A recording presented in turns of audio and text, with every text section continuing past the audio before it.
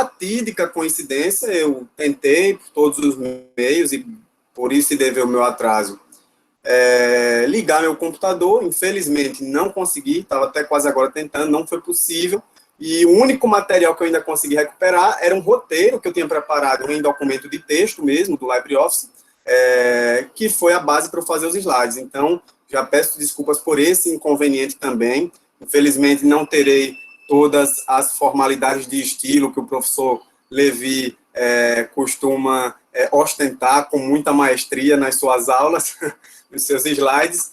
Farei uma apresentação, portanto, mais modesta, mas me comprometo com todas e todos, assim que terminar a aula aqui, eu vou ou tentar recuperar o meu computador, porque eu tive que pegar um computador reserva aqui da minha companheira, que inclusive é um pouco mais lento, mas me comprometo a ou tentar recuperar os slides que já estão prontos no outro computador, ou elaborar novamente e compartilhar com vocês no grupo, com certeza, para que vocês possam ter acesso a esse material do tema que a gente vai discutir hoje, que, inclusive, eu gostaria de agradecer muito por estarem ainda 81 pessoas aqui no meu aguardo, porque esse efetivamente é um tema de relevância tal que vale muito a pena, sabe, ser ouvido, ser discutido e ser mais refletido por cada vez mais pessoas. Então, com essas palavras, eu queria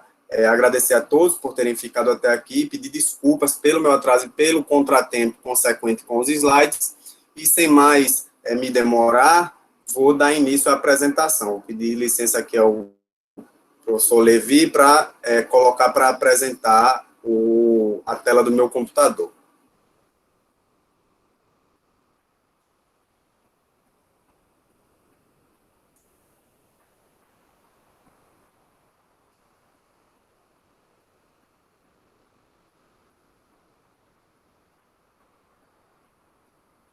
Vejam aí, estão todos vendo? Estão vendo a tela do computador? Está legível? Vou ampliar um pouquinho aqui o zoom. Yuri, ainda não... Para mim não apareceu não, ó. Apareceu não, mas vai aparecer. Agora está aparecendo, cara. Tranquilo. Aparecendo. Está legível o tamanho da fonte?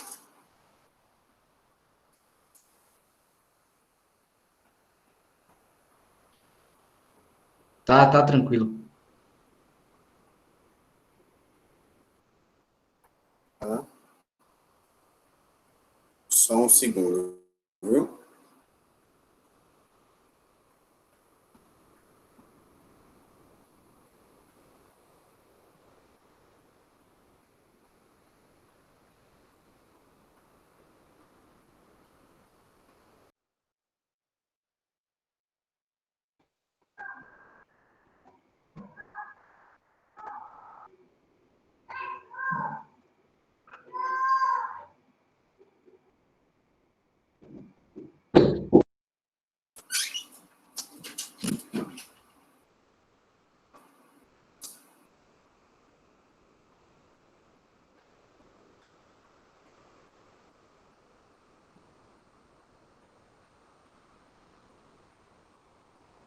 Então, pessoal, vamos lá. Tem que ter um pouquinho de paciência, porque esse computador é realmente bem lento. E o que é melhorzinho resolveu hoje parar de funcionar. Bom, professor Levi, eu agradeço muito, fez a minha apresentação aí. Eu vou só reforçar, né, minha apresentação. Não que eu seja muita coisa, mas eu gosto sempre de dividir minha apresentação nesses 3 segmentos aqui.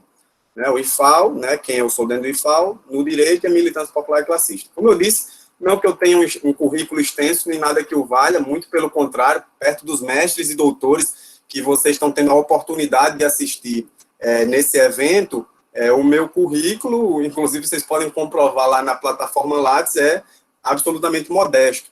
Mas eu me relaciono e me envolvo em diferentes frentes, diferentes aspectos, desenvolvo a minha militância profissional e acadêmica e política, e gostaria de apresentar apenas isso aqui para vocês, para que nós possamos fazer um debate a partir do qual todos me conheçam e saibam bem, né, quem estão ouvindo e com quem estão falando, né.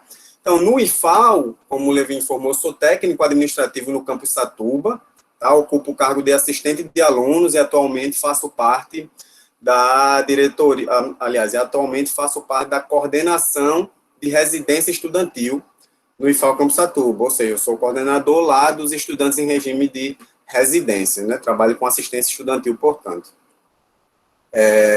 Bom, e sou conselheiro suplente, né, pela cadeira do sindicato no Conselho Superior do IFAL.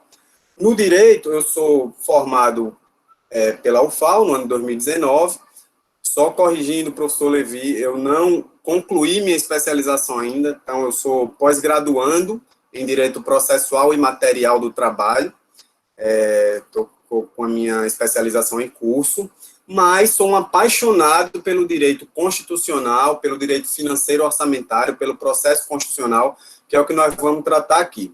Eu faço sempre questão de dizer também no direito que eu tive minha dissertação, não, minha monografia de conclusão de curso sob a orientação do professor doutor Gabriel Ivo, da Universidade Federal de Alagoas, que é simplesmente uma das maiores, se não a maior referência da Faculdade de Direito de Alagoas, da Faculdade de Direito da UFAL, uma das maiores referências em constitucionalismo, direito constitucional, é procurador do Estado aposentado, e é uma verdadeira enciclopédia do universo jurídico, da ciência do direito. Eu muito me orgulho, de fato, ter no currículo a orientação sobre o professor Gabriel Ivo, e quem conhece o professor Gabriel Ivo sabe que, para ser orientando dele, eu tive que estudar de forma minimamente séria o assunto do meu TCC. Né? Então, foi um estudo minimamente aprofundado. E também sou sócio do escritório Borges, Buarque e Lamenha, um escritório que está engatinhando ainda, dando seus passos iniciais, mas que vem aí para contribuir também com a luta da classe trabalhadora e do povo pela defesa dos seus direitos. Por fim, eu faço questão de mencionar sobre a minha militância, porque, bom, primeiro falando, eu tenho muito orgulho de dizer que cursei toda a minha trajetória acadêmica nas escolas e universidades e instituições públicas, né? Desde o ensino fundamental, desde o pré-escolar, na verdade, até hoje. Então, assim, eu sou egresso do IFAL, sou ex-aluno do IFAL, estudei lá no Campus Satuba, onde eu trabalho hoje, e lá no Campus Satuba, em 2007, eu fui um dos fundadores do Grêmio Miguel Guedes, que é o Grêmio atualmente, até hoje, né, de pé lá no Campus Satuba, fui o primeiro vice-presidente do Grêmio Miguel Guedes. Fui coordenador do Diretório Central dos Estudantes da UFAL, do DCE-UFAL, e do movimento estudantil eu passei, então, para o movimento sindical, onde hoje eu atuo como diretor do Sintetfal, que é o nosso sindicato dos servidores do IFAL, além de construir a corrente sindical chamada Movimento Luta de Classes, MLC, e construir um partido político chamado Unidade Popular, que é o mais recente partido que obteve seu registro eleitoral apenas agora, no dia 10 de dezembro de 2019, e portanto, a organização partidária que eu construo. E por que eu faço questão de falar isso? Não é para fazer propaganda de nenhuma dessas entidades ou instituições ou organizações que eu citei, nem nada que eu valha. É porque eu acho que eu tenho melhores condições de debater com vocês, deixando claro a perspectiva com a qual eu me identifico, sabe? Eu sou, como o professor Levi apresentou, um militante político, e eu acho que nós não devemos ter vergonha dessa palavra em momento nenhum, porque, afinal de contas, política é instrumento, então a política ela pode ser utilizada tanto a favor de interesses escusos, que não dizem respeito aos direitos da população, quanto a política pode ter intervenção direta do povo na defesa dos seus direitos. Então, essa ferramenta que a política eu acho que é importantíssima, e esse curso demonstra isso brilhantemente, nós nos apropriarmos dela. Nesse sentido, eu sou um ativista político, e disso também me orgulho, e sou um ativista político por uma perspectiva de esquerda. Então, faço questão de deixar isso claro. Lógico, todos os temas que a gente vai abordar aqui, os tópicos, os assuntos, vários deles têm uma perspectiva objetiva, então independe da minha opinião, da minha vontade, do meu espectro ideológico. Mas, naquilo onde for cabível opinar, interpretar, propor uma interpretação, eu me sinto bem mais confortável de debater com vocês desde já, deixando transparente qual é a perspectiva pela qual me posiciono, que é a perspectiva da classe trabalhadora, é a perspectiva do proletariado. Essa é a classe com a qual eu me identifico, e é nessa classe onde se situa o meu lugar de fala.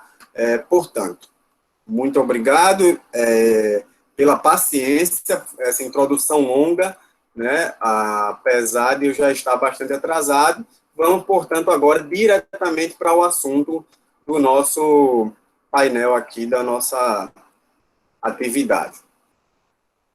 Bem, o primeiro tópico que me foi dado falar, esse é um assunto muito extenso, tá?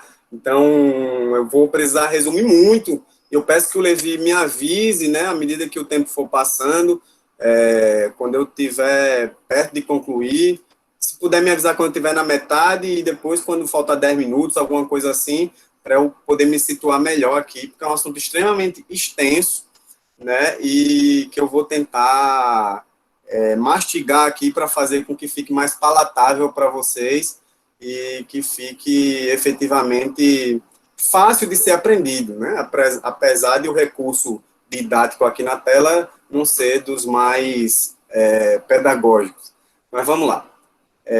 Quais são os três poderes, tá? Eu não vou adentrar, não pretendo adentrar na perspectiva histórica do debate sobre a separação dos poderes, sobre a divisão em três poderes, que tem seu expoente mais lembrado no francês Montesquieu, mas que remonta até a Aristóteles, também ao Locke, um dos filósofos contratualistas, mas que teve sua conformação realmente com Montesquieu, mais próximo do que a gente conhece hoje, embora não seja igual a que Montesquieu formulou. Os três poderes da República, segundo a Constituição brasileira, são justamente os poderes executivo, legislativo e judiciário. Disso todo mundo sabe, ou praticamente todo mundo sabe.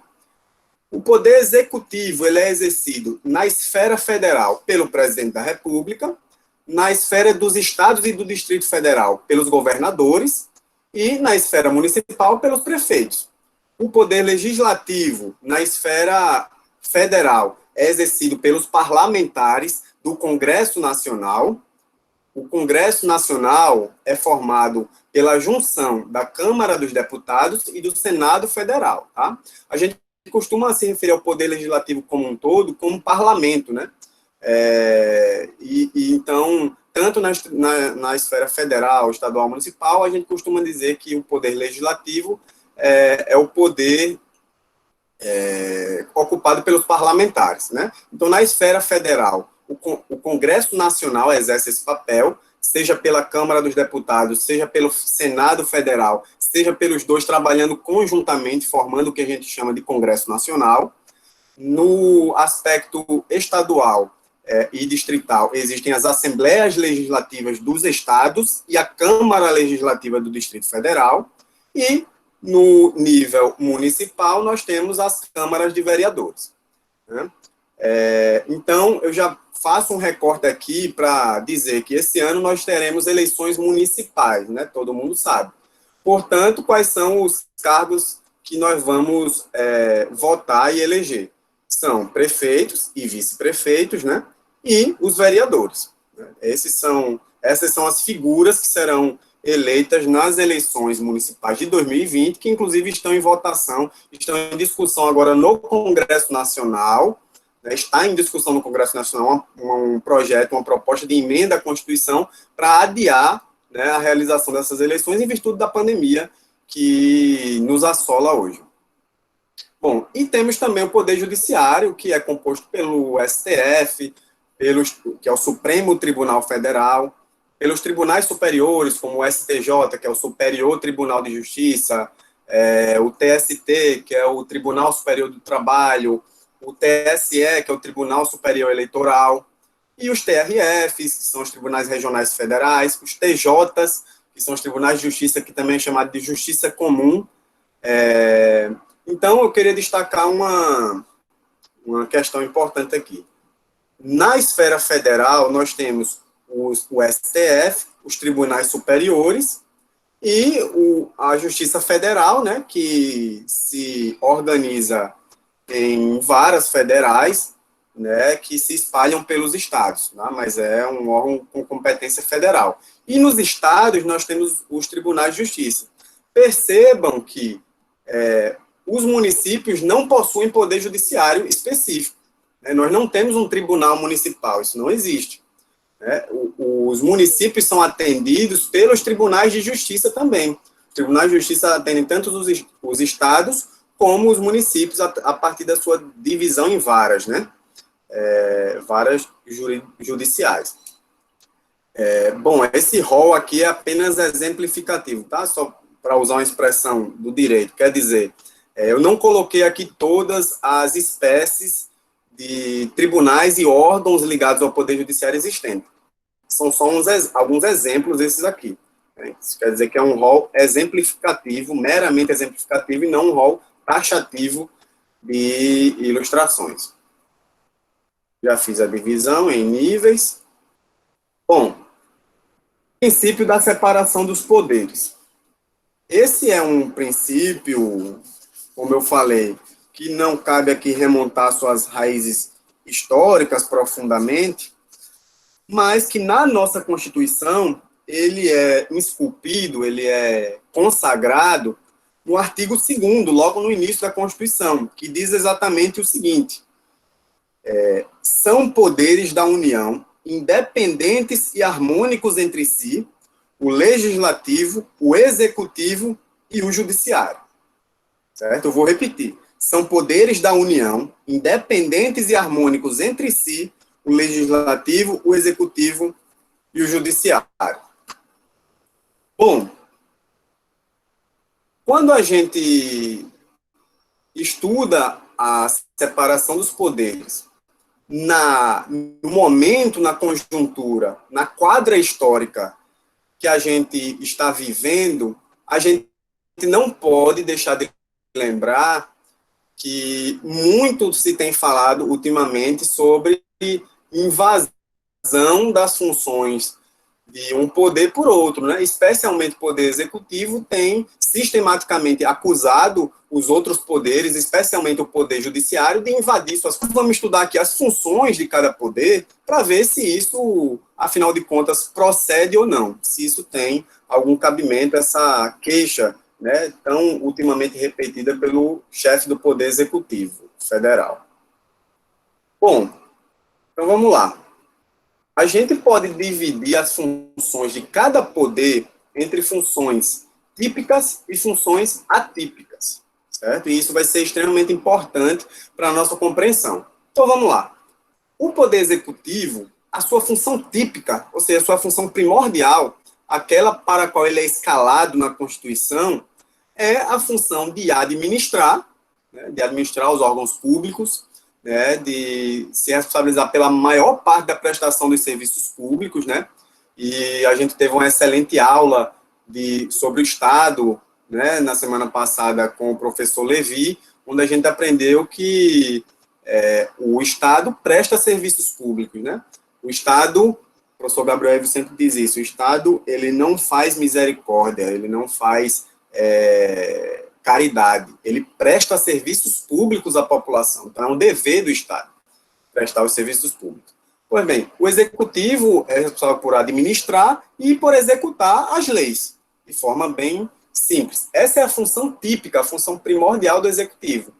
Mas, de forma atípica, o Executivo também participa das funções dos outros poderes. Por exemplo, ele participa do processo de criação das leis, como a gente vai ver aqui. no momento em que cabe ao presidente da República sancionar ou vetar um determinado projeto de lei. Então, ele participa desse processo. Também cabe ao presidente da República indicar os membros do Supremo Tribunal Federal, o STF, né? Sempre em casos de vacância, de aposentadoria ou por outras razões, a vaga que se apresenta é preenchida por indicação do presidente da República. Então, essas são as funções atípicas do Executivo. O Poder Legislativo, por sua vez, tem como função típica, isso todo mundo sabe, legislar, ou seja, criar leis, produzir as leis. Tem, portanto, esse papel, essa tarefa legiferante, como a gente fala, né? Essa é a função primordial, a função típica do Poder Legislativo. E suas funções atípicas? Por exemplo, o Poder Legislativo ele também julga o próprio presidente da República em processo de impeachment, como a gente assistiu recentemente o impeachment da presidenta Dilma, que foi julgado pelo Poder Legislativo Federal.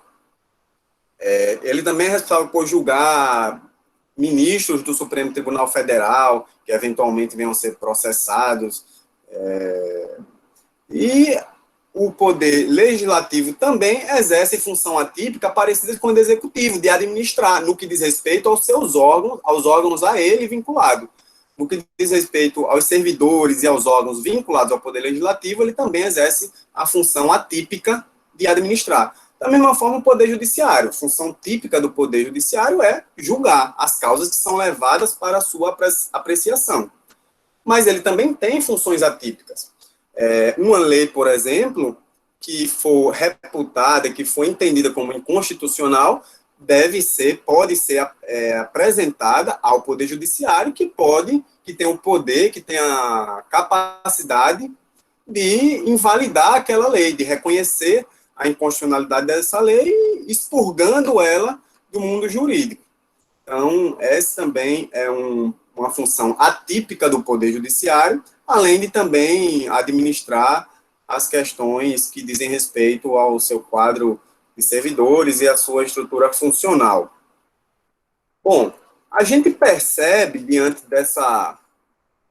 desse quadro, que os poderes, na verdade, são independentes, mas necessariamente as atribuições deles se entrecruzam, né? As suas atribuições não são separadas como se fossem caixinhas, cada um no seu quadrado, como diz a filosofia do funk, né? Ninguém pode intervir na esfera do outro, né? Na verdade, o sistema de separação dos poderes, ele observa uma teoria, né, que é consagrada, né, há muito tempo no direito brasileiro, a partir da Constituição de 88, que é o sistema de freios e contrapesos, né, no inglês chamado de check and balances. É um sistema, portanto, onde a gente vê que numa relação complexa e sofisticada entre as funções de cada poder, um poder é responsável por exercer suas funções típicas e por fiscalizar o outro poder. E também, por meio das suas funções atípicas, fiscalizar o outro poder e, portanto, ajudar nessa engrenagem, colaborar com essa engrenagem que forma o todo da República Federativa do Brasil. Então, não é bem assim, isolado, um poder não pode interferir no outro. Mesmo porque, eu vi essa frase, na verdade, essa colocação que eu estou apresentando aqui, de ontem para hoje, um dos ministros do Supremo, que eu não me recordo agora, num noticiário que eu assisti, num podcast de notícia, fez uma colocação, uma fala que é acertadíssima. Eu vou lembrar o artigo 2º da Constituição que eu li, né? Os poderes da União são independentes e harmônicos entre si. Ora, mas a harmonia, dentro do sistema de freios e contrapesos, não significa a apatia de um poder em relação ao outro. Pelo contrário, por vezes significa tensão entre os poderes. Por quê? Justamente por aquilo que eu disse. Porque um poder tem o dever de fiscalizar o outro. Portanto, naturalmente, decorre das atribuições constitucionais a fiscalização mútua entre os poderes. Então, não tem nada de anormal, não tem nada de sobrenatural, nem muito menos nada de inconstitucional em um poder intervir, né, dentro dos seus limites, das suas balizas constitucionais, nas ações de outro poder. Nesse sentido, por exemplo, a gente vê quando o STF designa os governadores e prefeitos para ficarem responsáveis pela execução, pela definição das medidas de segurança, das medidas sanitárias de combate à pandemia, ele não está passando por cima da competência do Poder Executivo. Muito pelo contrário, na verdade, o Poder Judiciário foi provocado a se manifestar num processo sobre essa questão e, na sua manifestação, ele reconheceu que, como unidades federativas autônomas, porque a União ela não é hierarquicamente superior aos estados e aos municípios, não. A Constituição define competências diversas para a União, para os estados e para os municípios. Então, o STF só fez reconhecer que os estados e municípios eles têm autonomia para estabelecer essa política, né? E cá para nós, ainda bem que o STF fez isso, porque se nós fôssemos depender das diretrizes e orientações e políticas e ações do governo federal, infelizmente, é com muita tristeza que eu afirmo isso, nós teríamos um número de mortes e de contágios do coronavírus hoje ainda maior e muito maior do que nós já estamos presenciando, né? Eu acho que isso é indubitável. Pessoal, eu acho que alguém estava com o microfone ligado aí, tá? Estou ouvindo um barulho, um chiado, se puder desligar, eu agradeço.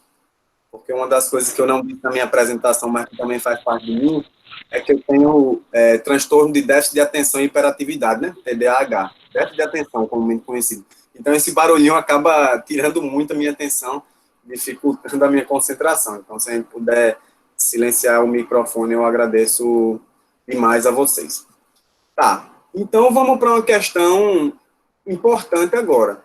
Quer dizer, então, que diante do sistema de freios e contrapesos, não há limites à atuação do Poder Judiciário? Não é bem assim. Isso não é verdade. Na verdade, existem limites, sim. Existem limites à atuação do Poder Judiciário e esses limites são colocados a partir da própria Constituição. Na verdade, a partir da Constituição de 1988, que é a Constituição que nós temos hoje, essa Constituição aqui, ó, estou mostrando a minha, não sei se aparece para vocês, eu só aparece minha tela, mas eu estou aqui mostrando a Constituição.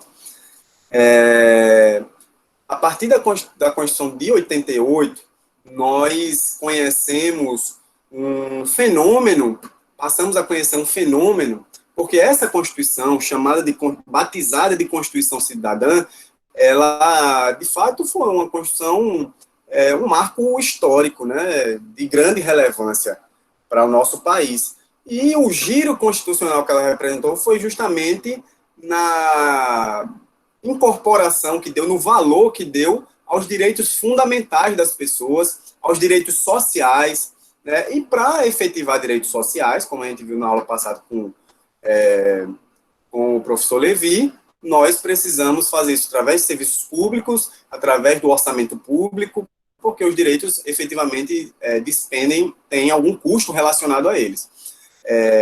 E aí, nesse contexto, surge um fenômeno chamado de judicialização da política. Quer dizer, um exemplo muito comum para a gente entender esse fenômeno da judicialização da política, que nada mais é do que um fenômeno de cada vez mais está sendo levado para o Poder Judiciário. Ou eu não posso dizer que cada vez mais, mas de que antes não era levado para o Poder Judiciário. E quando era, o Judiciário entendia que não tinha poder de se manifestar sobre essas questões que eram meramente administrativas. Atualmente, esse entendimento cai por terra e o Judiciário passa a compreender que, em questões onde o dever de agir ou o dever de não agir dos outros entes, o Poder Executivo, por exemplo, está presente de forma expressa na lei ou na Constituição, e esse ente e esse poder não está concretizando esse seu dever, e com isso está negando um direito fundamental, está negando a efetivação de um direito a um cidadão, aí o judiciário passa a poder, não só poder, mas dever intervir. O exemplo mais comum disso são as ações que são judicializadas, ajuizadas, com vistas à compra de remédios, de medicamentos por parte do governo, do Estado, do governo federal, do poder público. É muito comum, relativamente, claro, esse tipo de ação. O poder público, os governos, geralmente, alegam que não poderiam fornecer determinado medicamento para um paciente, que não poderiam arcar com determinado tratamento de saúde para um paciente, para um cidadão, porque não havia previsão orçamentária para aquilo. E muitas vezes chegam até a alegar o princípio da reserva do possível, né? Esses três pilares que eu estou apresentando aqui são exatamente os três pilares mesmo do fenômeno da judicialização da política. O primeiro, que historicamente foi alegado, e ainda hoje pela administração pública, pelo executivo, é de que, por exemplo, certo, eu não tenho previsão orçamentária para custear determinado tratamento para essa pessoa que entrou com essa ação judicial. Se eu custear o tratamento dela, eu vou ter que retirar do orçamento da saúde, que seria para atender todos, ou para atender uma coletividade maior. Ou então eu vou ter que retirar de outra área para colocar nessa área da saúde. E aí se apega ao princípio da reserva do possível para dizer que não pode, que não tem condições de atender àquela demanda. Né? Mas, na verdade, o princípio da reserva do possível hoje, ele já é muito recorrentemente superado pelo parâmetro do mínimo existencial. Então, o Poder Judiciário, atualmente, ele não aceita o argumento da reserva do possível, e é correto que o Poder Judiciário interprete assim, se o mínimo existencial, ou seja, o núcleo básico mínimo, o núcleo irrenunciável de direitos que o cidadão precisa para sobreviver, estiver ameaçado. Então, o direito à vida, o direito à alimentação, o direito à moradia, os direitos mais vitais e essenciais, eles não podem ser negados sob o argumento da reserva do possível, que não havia previsão orçamentária. Então, quando se encontra nesses casos, nessas situações, o Poder Judiciário tende, no mais das vezes, a determinar que o Poder Executivo arque com aquela despesa necessária para a concretização de um direito fundamental. E assim faz muito acertadamente, no meu entender.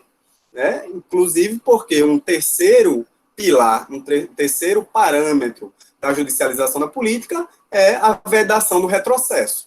Quer dizer, uma vez estabelecido um patamar mínimo de direitos, um patamar mínimo de civilidade, de dignidade, não se admite uma proposta que seja inferior àquela. Dentro do parâmetro da vedação do retrocesso está inserido, por exemplo, o princípio da irredutibilidade dos salários, inserido na própria Constituição. Quer dizer, a Constituição proíbe que salários sejam reduzidos.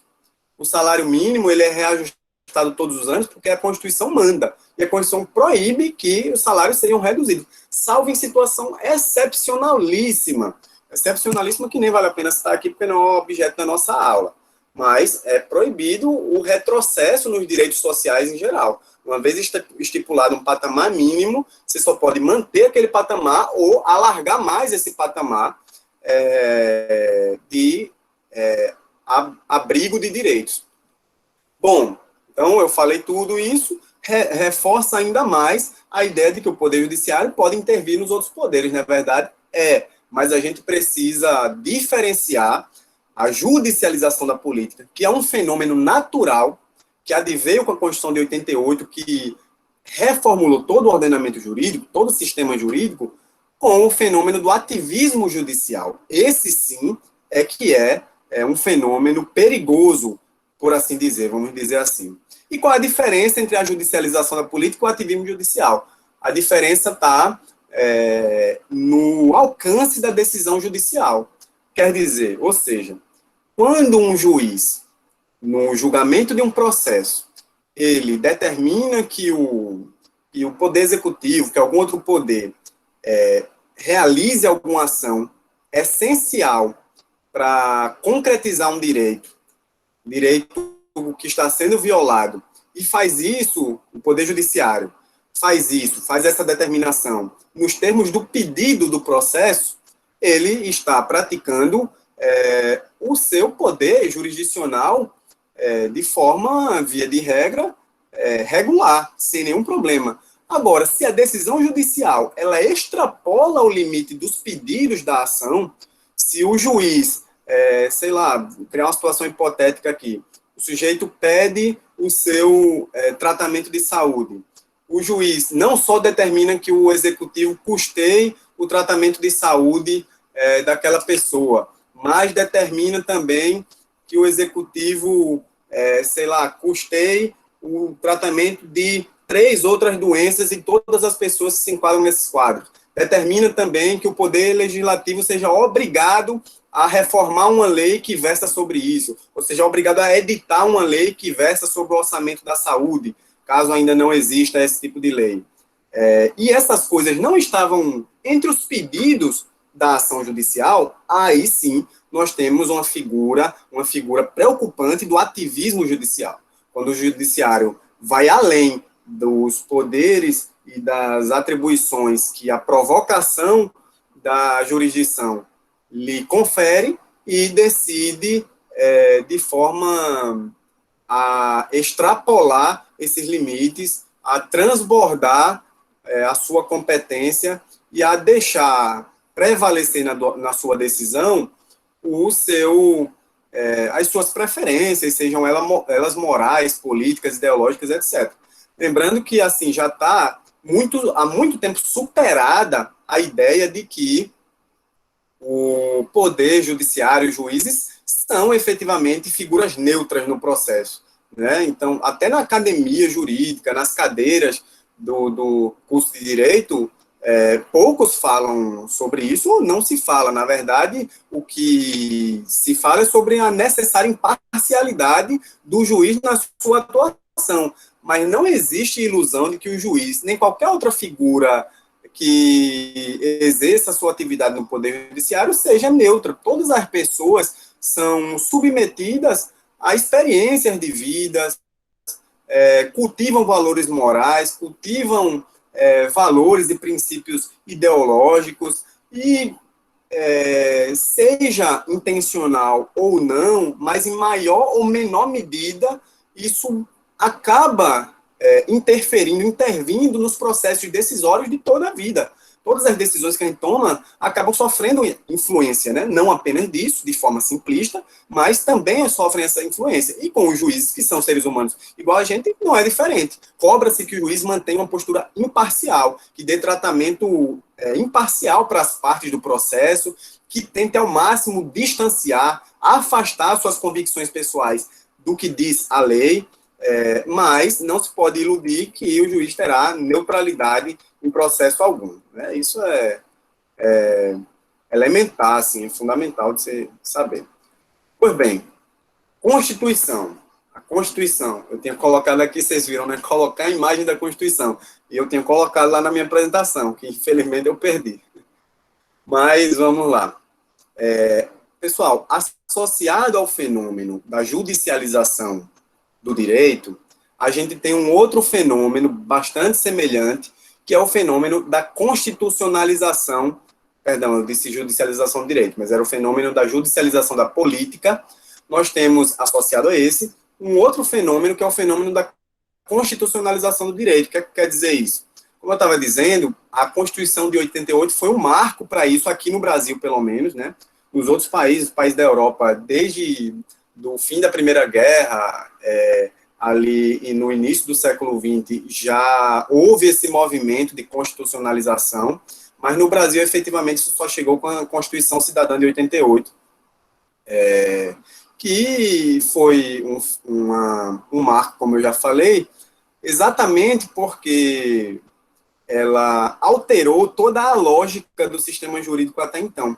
O sistema jurídico até então girava fundamentalmente em torno do direito civil, né, do Código Civil, das leis civis, que é um direito eminentemente, como é que eu posso dizer, individualista, não de cuidar do indivíduo do ponto de vista dos seus direitos fundamentais e sociais também, mas, sobretudo, um direito centrado na propriedade privada, centrado no direito à propriedade, um ramo centrado no direito à propriedade, muito mais do que nos próprios direitos que dizem respeito ao ser humano.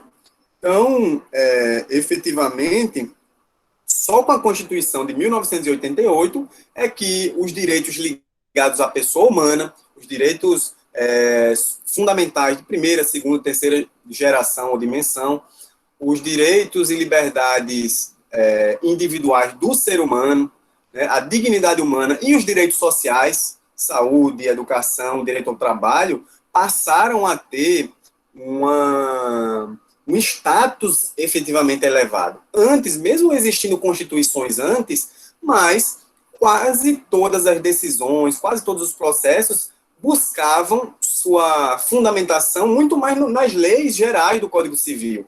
A Constituição, basicamente, era só um conjunto de normas de estrutura para apontar o funcionamento do Estado e do processo legislativo. E hoje não, a Constituição é uma verdadeira carta de competências e uma cartela grande de direitos e também deveres. E esse giro, a partir da Constituição de 88, coloca, portanto, no centro do ordenamento jurídico, no centro do sistema jurídico, a Constituição Federal como a sua produção mais importante, mais elevada, né? Então, esse é um fenômeno que é interessante e, em virtude dele, é que deságua, portanto, a judicialização da política, como eu já expliquei.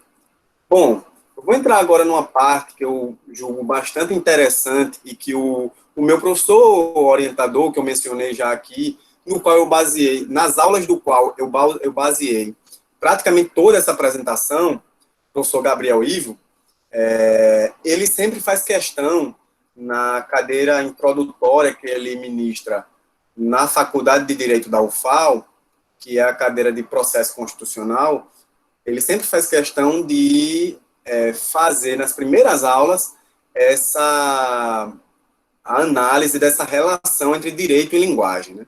Eu acho isso muito, muito, muito interessante. Primeiro, a gente precisa entender as diferenças, né, entre a linguagem descritiva e a linguagem prescritiva, tá? Então, essa diferença vai nos permitir entender onde se encontra o plano do direito positivo. A linguagem descritiva, ela é utilizada na ciência, ela é utilizada no nosso dia a dia. A linguagem descritiva é utilizada particularmente por cientistas, estudiosos, doutrinadores, e se nós podemos classificar o direito como uma ciência, portanto, essa linguagem que a ciência do direito utiliza, a linguagem descritiva. Os doutrinadores, e aqui é preciso abrir um parêntese, um colchete, porque já tem parêntese aí, para dizer que no direito é muito comum a gente se referir a professores que têm produção bibliográfica, que têm contribuições, né, acadêmicas, de produção acadêmica, como doutrinadores. E isso é um elogio, isso é uma reverência. Isso não tem o sentido pejorativo, o sentido até medíocre, eu diria assim, que tem sido empregado por alguns setores ultra-reacionários da política, por alguns setores ultraconservadores, que tentam criar um novo significado para a palavra doutrina, doutrinar, e dizer que isso seria você manipular a mente das pessoas para que elas pensem exatamente como você. Então, muito pelo contrário, né? Primeiro, eu já fiz até questão de deixar claro desde o início qual era o espectro com o qual eu me identificava, para não correr esse risco de ninguém achar que eu estou nesse sentido pejorativo, doutrinando absolutamente ninguém. E segundo, que no direito é muito comum a gente se referir a essa expressão doutrinador, doutrinário, com muita importância, né, com muita admiração. Então, os doutrinadores jurídicos, ou seja, os doutos, os cientistas que produzem material bibliográfico de consulta, eles fazem isso, voltando para a nossa aula, utilizando a linguagem descritiva. Já a linguagem prescritiva é aquela linguagem adotada no direito positivo, ou seja, adotada nas leis, também nas decisões judiciais, se pode dizer. A linguagem prescritiva, a linguagem que obriga, que determina, que manda. Ela não apenas descreve um fenômeno da natureza ou da sociedade, ela determina, né, condutas, né? Portanto, a gente tem essa frase aqui, que o professor Gabriel Ivo costuma falar nas aulas dele: as normas jurídicas não descrevem a realidade, elas prescrevem. Elas prescrevem a conduta intersubjetiva, ou seja, a conduta entre sujeitos. Né? A conduta entre os sujeitos, entre as pessoas no seu dia a dia. E essas condutas intersubjetivas, na posição que o próprio professor Gabriel defende, elas se restringem a 3. Ele defende e acredita veementemente que toda conduta humana, ela está categorizada dentro de uma dessas 3 classes. Ou é uma conduta proibida, ou é uma conduta permitida, ou é uma conduta obrigatória.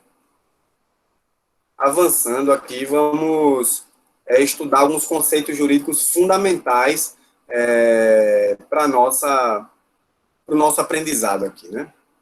Então, primeiro de tudo, eu acho que já ficou bem claro que a Constituição ela é o ponto de partida da nossa análise do sistema jurídico brasileiro, sistema jurídico atual da maioria das democracias, se não da totalidade, e a Constituição é dela que deriva todas as outras normas que nós chamamos de normas infraconstitucionais, ou seja, abaixo da Constituição.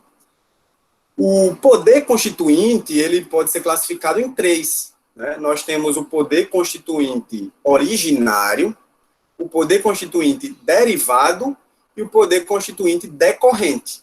O que são essas palavras, afinal?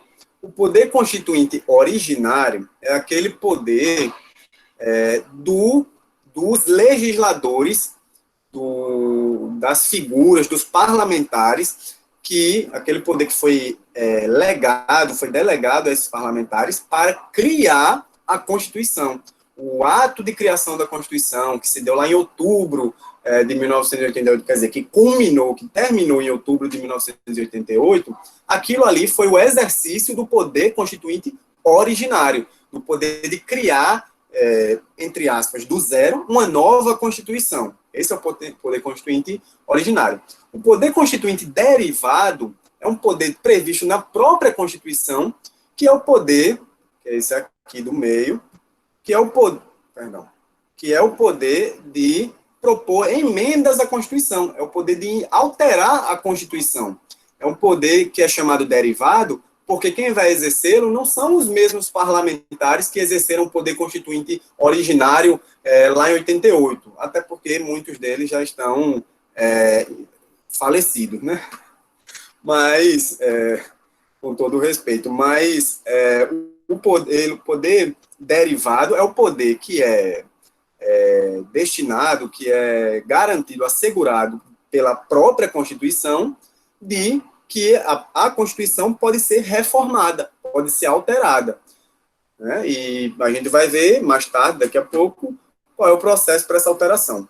E temos ainda o poder decorrente, que nada mais é do que o poder dos estados, né, de elaborar as suas constituições estaduais. A Constituição Federal, ela delega aos estados, ela confere aos estados o poder constituinte decorrente, ou seja, o poder de criar as suas constituições estaduais.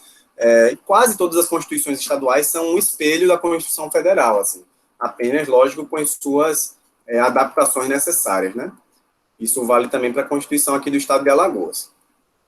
Bom, outro conceito fundamental dentro do direito, é o conceito de validade. O que é validade de uma norma jurídica?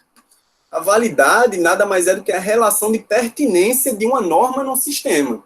Então, dizer que uma norma é válida é dizer que ela atende todos os critérios para fazer parte daquele sistema de normas, daquele sistema jurídico.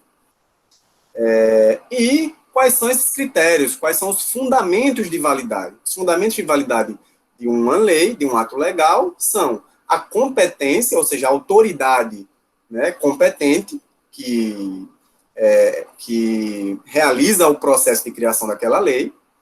Então, é a competência, o procedimento previsto na sua norma superior, né, na maior parte das vezes na própria Constituição, e a matéria, que é designada também pela norma superior. Ou seja, a validade deve ser medida pela consonância com a norma superior. A validade de uma lei, a validade de uma norma, deve ser medida pela consonância dessa norma com a norma superior. Ela está em consonância com o procedimento, com a competência, com a legitimidade e com a matéria que são previstas na norma superior, sim, se sim, então essa norma é válida, né? Essa proposição é de Hans Kelsen, um jurista alemão. Um jurista alemão de obra bastante respeitada, né? Bom, agora a gente vai ver aqui a diferença importante entre revogação e invalidação de uma norma jurídica. Na verdade, a revogação de uma norma jurídica, ela se dá por conveniência pública, ou seja, quando vem uma outra lei que declara, que decreta, que determina que aquela lei anterior não serve mais para a realidade social, para a realidade jurídica atual. E aí revoga essa lei. Ou pela invalidação, que é quando a lei contém algum vício, seja esse vício de forma ou de conteúdo. Aí pode-se propor uma ação constitucional, uma ação direta de inconstitucionalidade, ou algum outro tipo de ação constitucional ao Supremo Tribunal Federal, e o Supremo Tribunal Federal vai avaliar a validade ou não daquela lei e vai, portanto, se entender que a lei fere a Constituição, decidir pela sua inconstitucionalidade e ela vai ser expulsa do ordenamento jurídico. Portanto, invalidar ou revogar uma lei é cortar o seu fundamento de validade, é retirá-la do mundo jurídico, ou seja, é cortar o cordão umbilical que ligava ela ao mundo jurídico, que são os fundamentos de validade de uma lei, né? Um debate teórico, doutrinário importante no direito é o debate sobre a validade versus a existência de uma norma, né?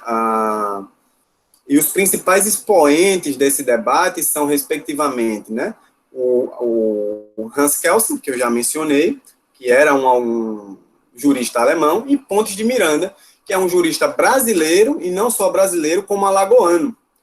Foi um jurista que viveu no século XX, no início do século XX, né, na verdade, até né, a terceira quadra aí do século XX, e que se tornou referência não só nacional, mas também mundial, pela sua teoria dos planos jurídicos, né? Ele divide as normas jurídicas em planos, né? O fato jurídico, a norma jurídica, em plano, que é o plano da existência, da validade e da eficácia, né? Quem, na verdade, vai desenvolver essa doutrina e criar a teoria do fato jurídico é um professor aqui da UFAL, que até hoje dá aula também, o professor Marcos Bernardes de Mello, também é uma importante figura jurídica aqui do Estado, né? Mas o Hans Kelsen e o professor Gabriel Ivo, que eu já mencionei, meu orientador, e eu também tendo a me filiar mais à posição dele, ele defende que não há necessidade de distinção entre a existência e validade de uma norma. O Hans Kelsen diz que, como vocês podem ver aqui abaixo, valer é a peculiar forma de existir de uma norma. Por isso, não há que se distinguir a existência da validade. Por quê? Isso me parece fazer mais sentido, tá? E não é, como se diz, síndrome de vira-lata, não, né? Que eu não estou valorizando o que é daqui, da nossa terra, o alagoano, Ponte de Miranda, por quem todos devem respeito pela sua obra jurídica, para dar valor a uma obra estrangeira. Não.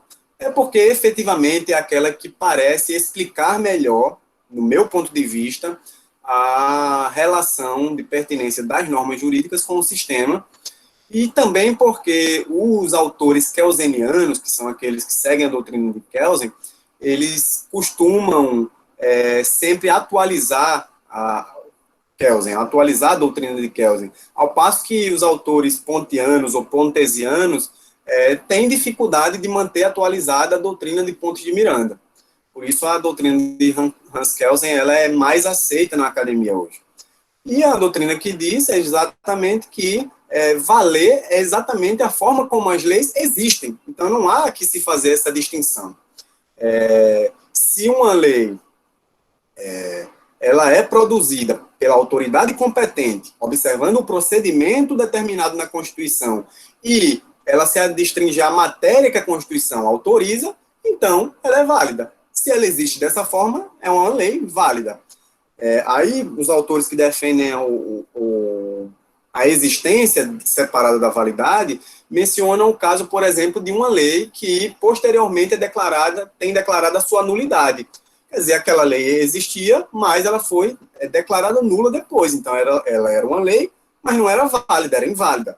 Na verdade, esse raciocínio é um raciocínio legítimo, um raciocínio bom, mas que o Kelsen resolve isso sem grandes problemas também, quando diz que, na verdade, todas as leis elas têm presunção de validade. Todas as leis têm presunção de validade.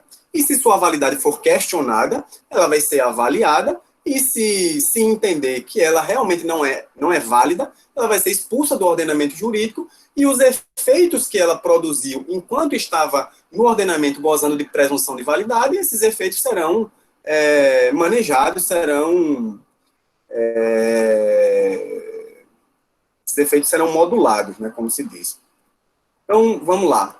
O que acontece quando uma nova Constituição é promulgada? Isso é interessante. O que acontece com a Constituição anterior quando uma nova Constituição é promulgada? Por exemplo, a gente tinha a Constituição de 69, né, que se diz que foi uma Constituição nova, que foi a Constituição da ditadura militar, né?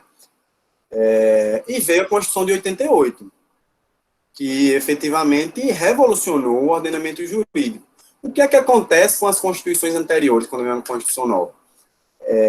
Entende-se majoritariamente que as normas que forem compatíveis, aliás, que aquela Constituição anterior ela é integralmente retirada do ordenamento. A Constituição anterior cai por terra totalmente. Mas as normas que vigiam sob aquela Constituição anterior e que continuarem sendo compatíveis com a Constituição atual, essas normas são recepcionadas pela Constituição atual, né? Seu conteúdo, sua matéria é recepcionada, não a sua forma. Por exemplo, esse é um exemplo bastante interessante. O Código Tributário Nacional, CTN, ele foi elaborado há muito tempo, na primeira quadra do século XX, e primeira metade, na verdade, e o Código Tributário Nacional foi editado como lei ordinária. A Constituição atual, porém, ela determina que os códigos, eles só podem existir via lei complementar, que é uma outra espécie de lei. Então, o que é que aconteceu com o Código Tributário Nacional, então? Porque suas normas continuavam compatíveis com a Constituição de 88, mas ela foi votada e aprovada num veículo, numa forma diferente da que a Constituição de 88 determina. Ela foi recepcionada, o Código Tributário Nacional foi recepcionado pela Constituição de 88 no seu conteúdo, na sua matéria, mas ela, como lei ordinária, portanto, mas ela só pode ser alterada por uma lei complementar. Por quê? Para versar e para disciplinar código, a Constituição de 88 só admite o expediente da lei complementar. Isso é uma situação apenas peculiar. Pois bem, outro conceito importante de direito, o que é vigência? A vigência nada mais é do que a qualidade das normas jurídicas que estão prontas para produzir efeitos. Eu acho que muitos de vocês já viram, lá no final de uma lei, quando diz assim, essa lei entra em vigor daqui a 90 dias após sua publicação, ou essa lei entra em vigor na data da sua publicação. Isso, na verdade, é exatamente esse período, né? A informação de que, naquele momento, a lei vai estar apta para produzir os seus efeitos, né? Os conceitos de vigência e vigor, alguns doutrinadores separam, mas comumente essa separação não é relevante na doutrina e muitos não usam essa separação entre vigência e vigor. E o que é o período de vacatio legis, né? Essa palavra estranha aí, oriunda do latim. Vacatio legis é o período entre a publicação da lei e sua entrada em vigor. Como eu disse, às vezes a lei não entra em vigor imediatamente após a sua publicação. Às vezes a própria lei determina que entrará em vigor dali a 90 dias, como foi com a reforma da Previdência, ou dali a sei lá quantos dias. Ou se não determinar, ou se não disser nada, a lei de introdução às normas do direito brasileiro, ela determina que a lei entrará em vigor após 45 dias da sua publicação.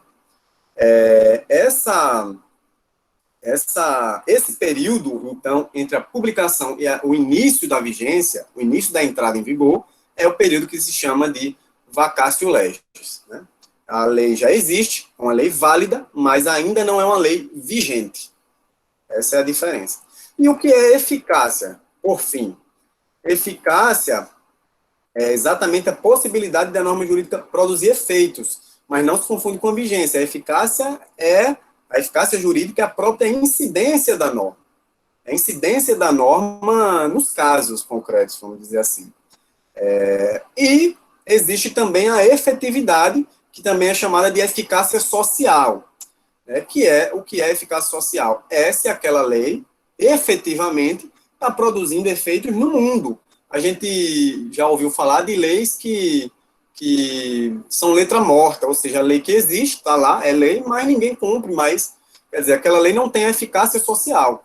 Mas, assim, o professor Gabriel faz uma ressalva importante, que eu acho importante também, que é de que esse parâmetro da efetividade, da eficácia social, ele não é da competência, ele foge à qualificação do jurista. Então, o jurista ele não está apto das ferramentas teóricas, acadêmicas, metodológicas para mensurar a efetividade ou a eficácia social de uma das leis, da norma. Esse papel é muito brilhantemente desempenhado por outros profissionais de outras áreas, como os sociólogos, como é o caso do nosso companheiro Levi aqui, né, quem eu tenho a abertura e a satisfação de chamar de companheiro, pelo fato dele dividir comigo, inclusive, também a diretoria do Sindicato dos Servidores do IFAL, Sindetfal. Então, são os sociólogos, cientistas sociais em geral, antropólogos, etc., que têm a qualificação, a competência técnica para elencar, para sistematizar os dados da realidade e ver se uma lei está sendo socialmente eficaz ou não. Por exemplo, a Lei Maria da Penha. As pesquisas sociológicas, pesquisas desenvolvidas pelos cientistas sociais, em geral, são fundamentais para nos demonstrar, para nos apresentar um quadro da efetividade daquela lei. Por exemplo, a Lei Maria da Penha, como eu mencionei. Então, essa é uma questão que não é propriamente da seara jurídica. Pois bem, a interpretação das normas jurídicas, nós já estamos chegando no processo legislativo, que é já a parte final da nossa apresentação. As normas jurídicas, nós vamos aprender. Pois não, Levi? Está me ouvindo? Então, deixa eu dizer, normalmente a aula acaba às 5h30, já são 5h20, e a gente tem duas inscrições aqui de pergunta. Eu tinha comentado com o pessoal sobre a possibilidade de, por conta do problema técnico, se a gente não tivesse concluído todo, da gente combinar uma outra data, né, e aí mandar para eles datas possíveis para que a gente pudesse depois lá ver qual que seria a melhor para todo mundo. Ou outra possibilidade é a gente tentar estender um pouco aqui. E aí, pessoal, para que a gente possa estender um pouco aqui, se posicionem se o Yuri não tiver problema, tem problema por você, qualquer coisa a gente pode tentar estender mais um pouco, mais 30 minutos, até 6 horas, para para ver se a gente consegue finalizar a sua apresentação. Certo. Eu prefiro o que for melhor para a maioria, o que a gente Eu também. a manifestação da maioria, eu me submeto. Até porque, dado o meu atraso, eu tenho nem direito de exigir nada nesse momento. Brincadeira. Deixa eu dizer, aproveitando que eu lhe pausei, né? Teve uma questão que pedia para você repetir, explicar novamente o que você falou sobre previsão orçamentária dentro do argumento da reserva do possível. E também uma que veio logo agora, faz pouco tempo, se o... Eita, eu anotei aqui pela metade. Mas a outra tinha a ver com se o raciocínio que você colocava em relação a... Acredito que é o processo eu vou olhar no chat só para confirmar, mas tem a ver com o processo de construção das leis, se é parecido do Brasil com o de outros países. Certo. No geral, o pessoal está falando aqui para seguir, então vai seguindo aí. A gente já teve uns 20 e poucas posicionamentos.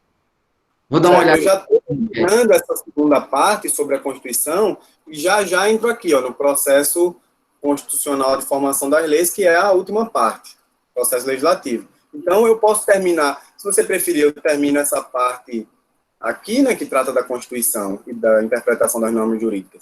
E poderia responder essas perguntas e depois continuaria a outra parte. Ou, se não, eu tiro direto. Como você achar melhor aí. Tá tranquilo. Então, vamos avaliando aqui. Eu vou dar continuidade. Mas já vou fazer algumas anotações aqui relativas a essas perguntas. Certo. Vamos lá. A interpretação das normas jurídicas. É importante fazer a distinção entre interpretação e hermenêutica. A interpretação, ela é uma técnica utilizada pelos intérpretes autênticos, a gente vai ver já o que é isso.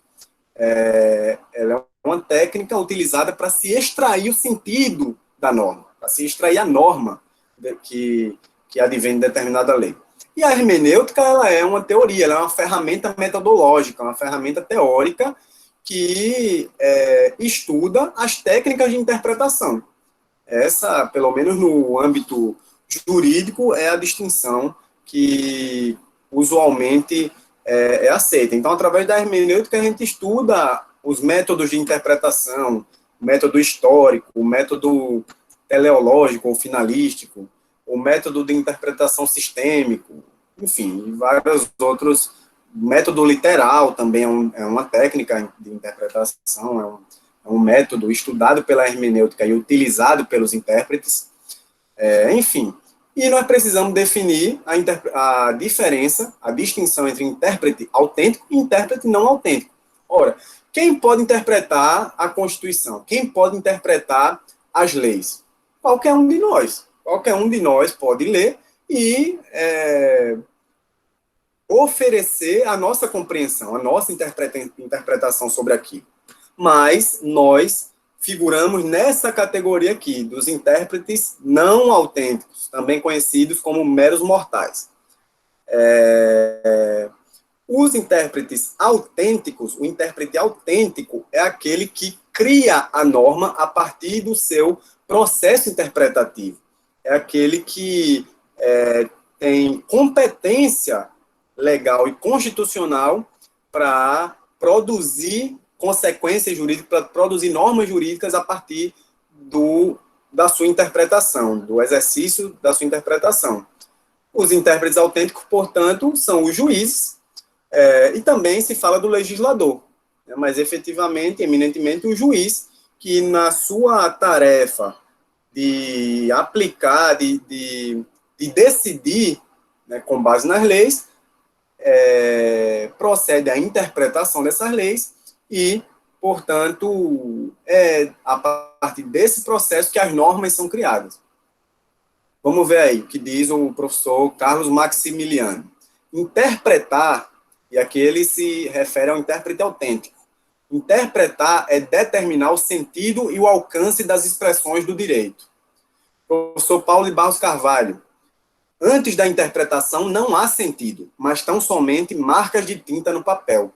A gente vê como é forte, então, esse poder do intérprete autêntico de dar o sentido para a lei, para a norma. Antes dele, antes da sua atividade interpretativa, só existem marcas de tinta no papel, sem capacidade de produzir efeitos, porque a norma ainda não foi extraída dali. Então, nesse passo, a gente precisa fazer a distinção entre instrumento normativo, texto normativo e norma. Especialmente a distinção entre texto e norma.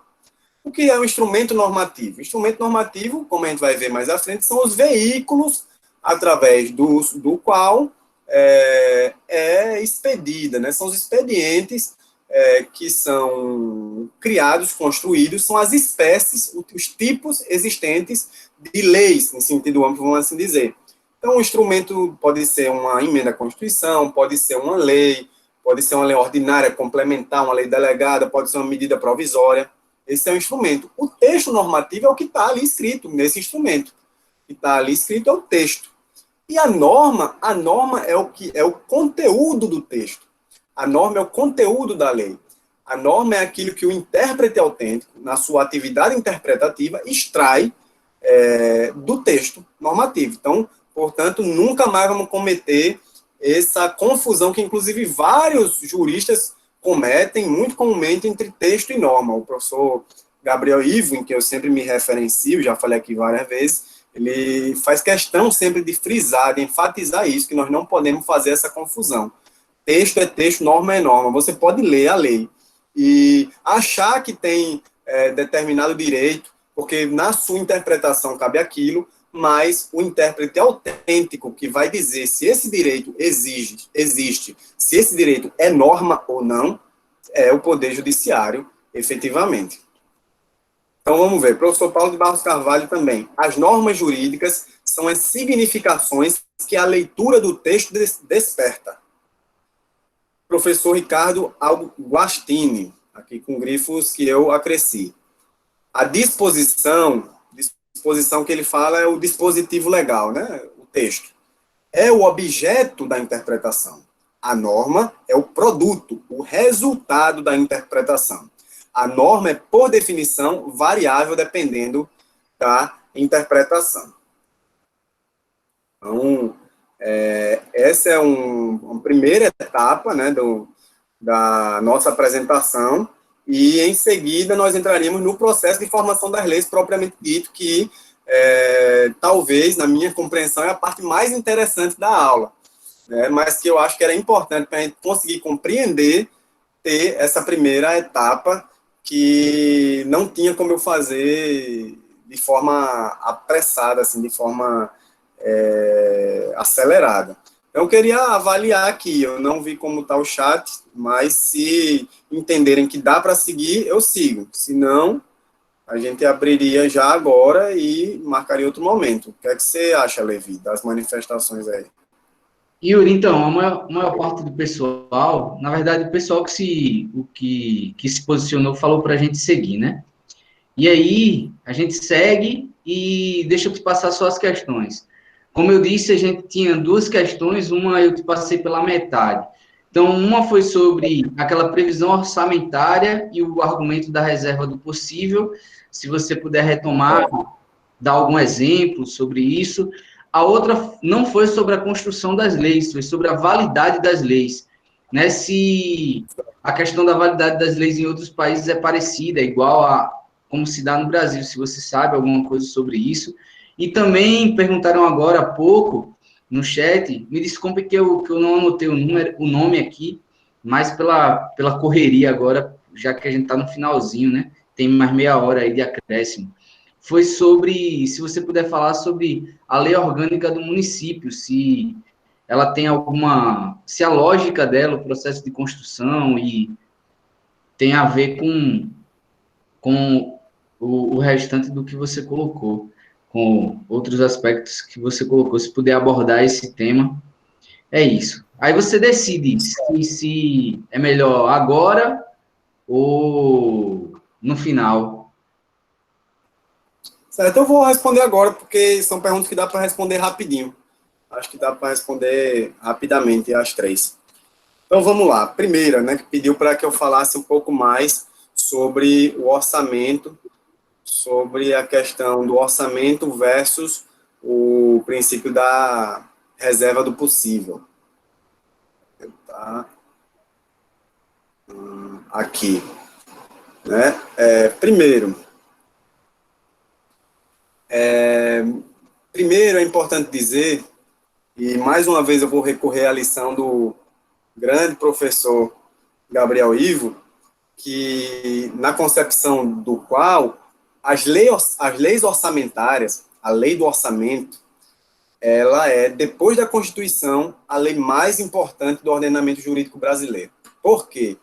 Porque é através do orçamento que o Estado se materializa, que o Estado concretiza a sua política, a sua ação, que o Estado chega até o seu destinatário, que o Estado chega até os seus cidadãos por meio da prestação de serviços públicos. Então, a lei orçamentária, né, na verdade, o orçamento ele se divide em três peças, né, que é a lei de diretrizes orçamentárias, o plano plurianual e a lei orçamentária anual, que é a LOA, né, essa que é editada todos os anos por iniciativa do presidente da República, no caso, por iniciativa do executivo, seja do presidente, do governador ou do prefeito, e que, portanto, faz a previsão da arrecadação e das despesas para o exercício seguinte. Sem previsão na lei orçamentária, nenhum gasto público pode ser realizado, nenhum. O que acontece muitas vezes, infelizmente, eu não vou ter condições de aprofundar aqui, mesmo que a gente tivesse 3 horas de aula, não teria, esse foi o tema do meu TCC. Há mecanismos e se utiliza, e governos sucessivos vêm utilizando, e isso foi agravado no governo Temer, do governo Temer para cá, mecanismos que maqueiam ou que, como é que eu posso dizer, ocultam informações, mascaram informações da lei orçamentária para dar uma discricionariedade maior para o chefe do executivo realizar os seus gastos. Por exemplo, a desvinculação de receitas da União, a DRU, que provavelmente o professor Menezes, quando for a sua aula, vai falar um pouquinho dela. Esse mecanismo ele é utilizado para pegar alguns tributos, alguns impostos, contribuições, né, como as contribuições para a própria Previdência Social, contribuições para a Seguridade Social, melhor dizendo, que só podiam ser gastas para aquela finalidade, para a Seguridade Social, e desvincula dessa finalidade, fazendo com que passe a formar uma massa de recursos que tem a sua alocação livre, né, consta lá no orçamento apenas como recursos desvinculados, como desvinculação de receita da União. E aí o chefe do executivo tem uma certa liberdade dentro desses preceitos para gerir essa massa de recursos. Mas, via de regra, se não está previsto no orçamento, não pode ser realizado esse gasto. Aí a gente diz, mas não tem como prever todos os acontecimentos do ano seguinte, 2020 que o diga, inclusive, né? Então, para isso, existem os créditos adicionais. Existe a figura do crédito extraordinário, que é uma abertura de crédito para situações excepcionais de calamidade pública, como a gente está vivendo. Existe o crédito suplementar, que é quando uma ação já existe no orçamento, mas devido a mudanças fáticas, a mudanças de situação de fato, o orçamento que estava, a dotação orçamentária que estava reservada para ela, não é suficiente, não vai ser suficiente para cobrir as despesas, ou ainda o crédito extraordinário, crédito suplementar e o crédito, eu esqueci a terceira figura, mas existem os créditos adicionais que são previstos para essas situações, para complementar, para emendar o orçamento, né? Então, quer dizer, é possível, o poder público tem possibilidades, tem ferramentas à sua disposição para manejar o orçamento ao longo da sua execução, né? Portanto, e por isso que o judiciário não tem aceito o argumento da reserva do possível para limitar a concretização de direitos. A reserva do possível é um argumento muito utilizado para dizer que, como não há previsão orçamentária, como não há previsão daquela despesa que é pedida num processo judicial no orçamento, ou não há orçamento suficiente, isso vai comprometer os outros compromissos do Estado, todo o orçamento já está comprometido, recorre-se a esse argumento para dizer que, portanto, não seria possível atender àquele pedido do cidadão. E, como eu já disse, se esse argumento é um argumento relevante judicialmente, mas quando se utiliza ele para tentar não garantir nenhum mínimo existencial, aí os tribunais não têm admitido. Os tribunais têm entendido que o mínimo existencial é o mínimo e abaixo dele não pode ser admitido, não pode ser permitido. Essa era a primeira pergunta, espero ter respondido. As outras são bem mais rápidas, né? Até porque eu sei pouco sobre o assunto. Em relação à questão da validade, se em outros ordenamentos funciona assim, bom, ao menos do ponto de vista doutrinário, como eu falei, a doutrina kelseniana, de Hans Kelsen, que foi quem formulou, né, a questão da validade das normas, né, como a peculiar forma de existir delas, ela é a doutrina mais difundida em todo o mundo, né? Então, existem sistemas, ordenamentos jurídicos diferentes, né, ao redor do mundo, e vários deles influenciaram o brasileiro, inclusive. Então, a gente se espelha muito, tanto no sistema americano, mas também nos sistemas europeus, sistema anglo-saxão, sistema, enfim, em outros sistemas, e nós temos vários elementos dentro do nosso sistema. Mas no que diz respeito à concepção majoritária, predominante da doutrina jurídica sobre a existência versus validade das normas, a doutrina kelseniana é a preponderante realmente. E, por fim, a lei orgânica municipal, uma boa pergunta também, já que a gente está em ano de eleições municipais, por assim dizer, a constituição do município. Assim como a gente tem a Constituição Federal para a União e para todos os entes, como a gente tem a Constituição do Estado, que ela surte efeitos sobre o Estado e sobre os municípios dentro daquele Estado, nós temos dentro de cada município a sua lei orgânica, que é como se fosse, como eu já disse, a Constituição do município. Né? Eu não vou saber aqui de cabeça o procedimento específico de aprovação da lei orgânica, mas toda cidade, todo município deve ter a sua lei orgânica. Se não tem, deve criar, porque é determinação, previsão constitucional, e essa lei, portanto, seria a lei maior vigente no município, que determina o funcionamento dos poderes municipais, dos órgãos essenciais, das funções vitais para o desempenho das tarefas que cabem à prefeitura. É isso. Espero poder ter respondido minimamente, de forma minimamente aceitável as perguntas. Vou dar continuidade aqui à apresentação, tá? Tentar ser o mais conciso possível, mas essa parte é muito importante e muito interessante, na minha opinião. Posso continuar, Levi? Pode sim, Yuri. A gente tem, chegando até 6 horas, né? A gente tem 18 minutos, 17 minutos. Vou tentar cumprir antes disso, para ver se ainda tem mais perguntas para a gente responder. Vamos lá. Primeiro, só ver aqui. Não. Confundi. Agora sim. Vamos lá. Então, vamos recordar a composição do Congresso Nacional, que eu falei lá no início. No Brasil, a gente adota um sistema bicameral. O que significa isso? Apesar de se chamar de Câmara dos Deputados, mas não é bicameral, não, é bicameral mesmo, por mais feia que seja essa expressão. Mas nós adotamos um sistema bicameral. O que significa isso? Significa que nós temos duas casas que compõem o Poder Legislativo Federal, que são, como eu já disse, o Senado Federal e a Câmara dos Deputados. O Senado Federal ele é composto por 81 senadores que representam as 27 unidades federativas, ou seja, os 26 estados e o Distrito Federal. Cada estado e o Distrito Federal elegem 3 senadores para representar os estados, pelo menos em tese, no Senado. E a Câmara dos Deputados, que é dita, os deputados são os ditos representantes do povo, pelo menos em tese, é composta por 513 deputados, né? E esses deputados, a sua quantidade varia de estado para estado de acordo com critérios demográficos, né? Com a densidade, aliás, com os índices populacionais do estado, né? De eleitores, e varia de 8 até 70 deputados. Aqui em Alagoas, nós somos um dos estados que tem menos deputados, nós temos, até onde me consta, 9 deputados federais.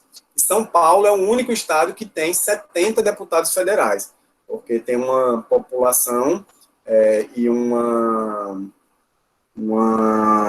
população eleitoral, esqueci a expressão específica agora, mais volumosa, né? O eleitorado, né, paulista é o mais volumoso. Portanto, a gente tem essa composição aqui das duas casas, né, são chamadas casas legislativas.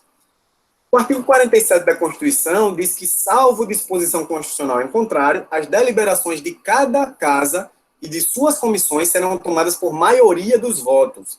Aqui entenda-se maioria simples, presente a maioria absoluta de seus membros. Ou seja, é preciso que, para se iniciar uma sessão, uma votação no Congresso, ou na Câmara dos Deputados, ou no Senado, ou no Congresso como um todo, para iniciar, é preciso que esteja presente a maioria absoluta dos membros. E para aprovar, é preciso que obtenha a maioria simples, que é a maioria dos presentes.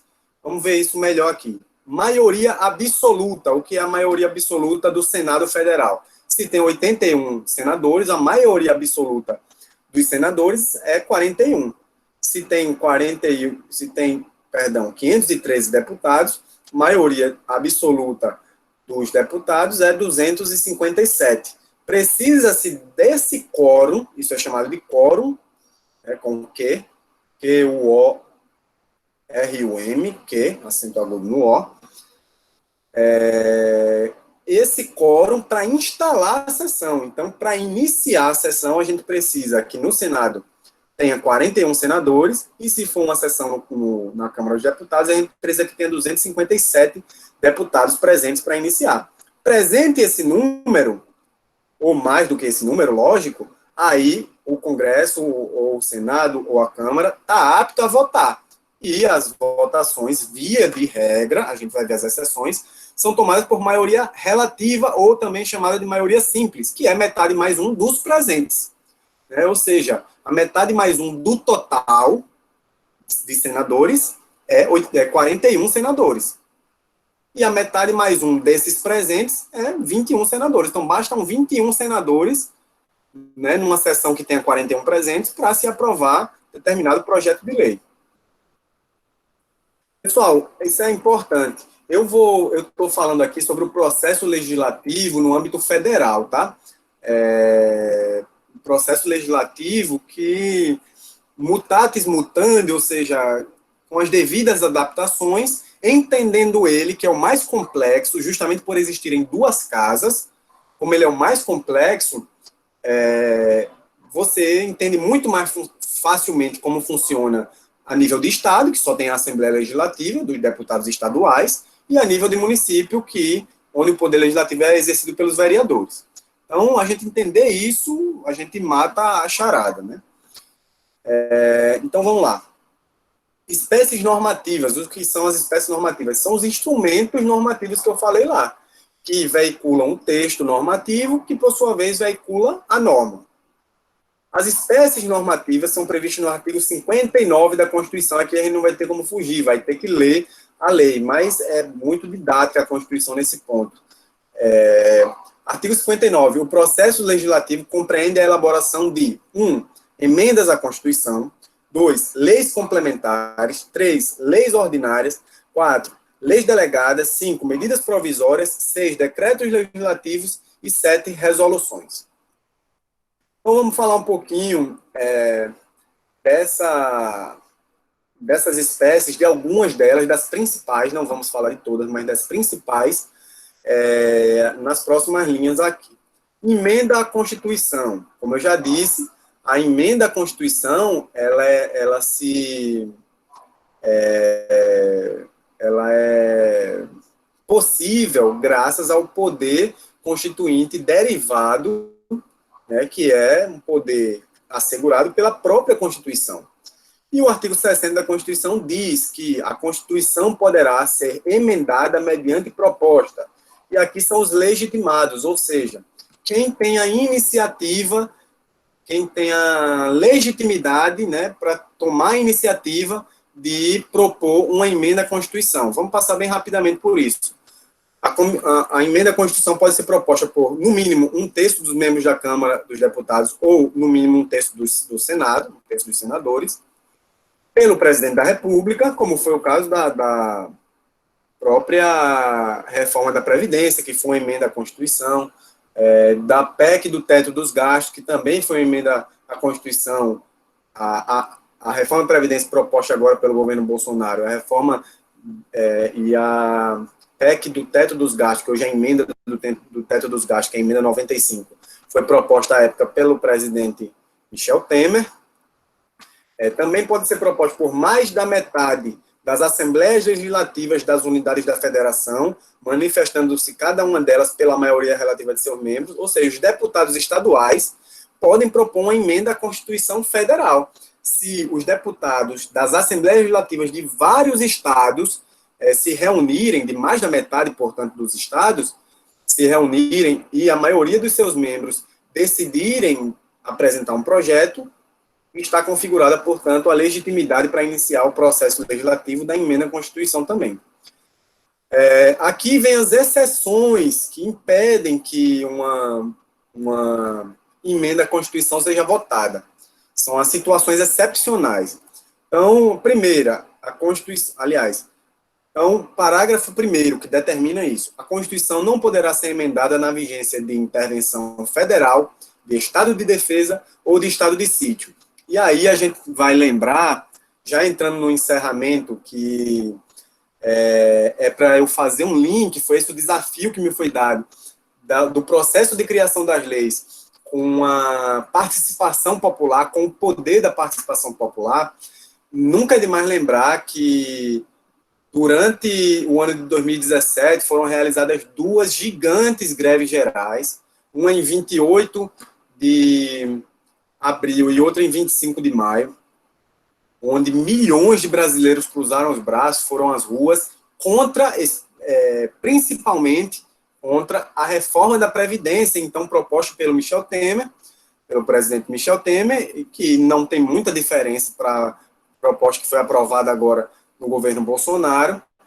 E nós lembremos que, para não admitir, essa é a realidade concreta, para não admitir que foi derrotada, que a sua proposta de reforma da Previdência foi derrotada nas ruas, pelo povo organizado, pelo povo reivindicando o direito de se aposentar e de receber uma aposentadoria digna, o governo Michel Temer, lá no apagar das luzes,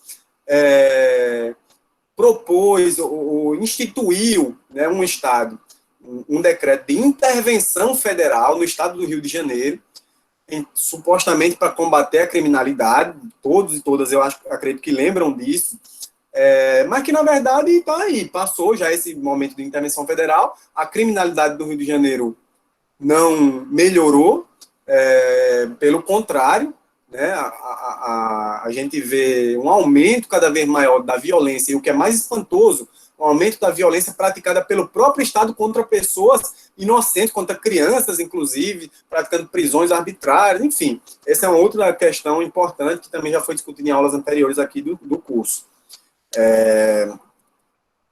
E é importante lembrar, portanto, dessa experiência para a gente saber o poder que o povo tem organizado. Sobre o processo legislativo propriamente dito da proposta de emenda à Constituição. Uma proposta de emenda à Constituição, ela só é aprovada se ela for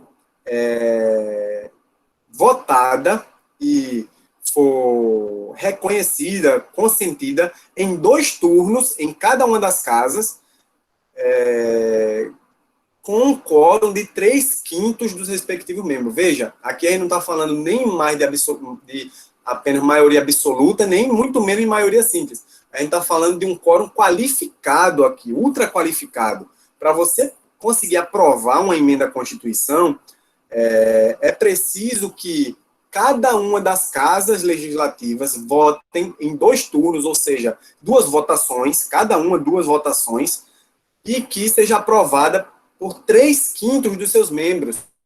Ou seja, isso dá, salvo se não está me traindo aqui minha capacidade de calcular nesse momento, 49 senadores e 308 deputados federais. Tá? Então, quer dizer, para uma emenda à Constituição ser aprovada, a Constituição ela é uma norma, um veículo normativo, ela tem uma força tão grande e ela deve se manter regulando as demais normas, a produção das demais normas e as principais relações jurídicas, que para você conseguir alterá-la é preciso um procedimento bastante rigoroso, bastante rígido. Parágrafo 3º eu vou pular, não tem... tem uma questão interessante aqui. A gente sabe que as leis, elas são sancionadas ou vetadas pelo presidente da República. Com as emendas à Constituição, isso não acontece. Como o poder constituinte derivado, né, lembrem vocês, o poder de emendar a Constituição é o poder constituinte derivado, ou seja, é o poder que o legislador, né, atual tem de promover reformas na Constituição. Então, a Constituição está acima de todos, inclusive do presidente da República. Portanto, uma vez que a emenda à Constituição é aprovada, ela passa a integrar a Constituição. E por isso, como ela faz parte da Constituição, ela está acima do próprio presidente. Então, o presidente não tem poder de dizer se veta uma emenda à Constituição ou se sanciona ela. Então, quando uma emenda à Constituição é aprovada pelo Congresso Nacional, ela é promulgada pelo próprio Congresso Nacional, pelas mesas da Câmara dos Deputados e do Senado Federal. Essa é uma questão interessante. Uma outra questão interessantíssima é a questão das cláusulas pétreas, né? O parágrafo 4º do artigo 60 diz que não será objeto de deliberação a proposta de emenda tendente a abolir, a forma federativa de Estado, o voto direto, secreto, universal e periódico, a separação dos poderes, lembremos, e os direitos e garantias individuais, né?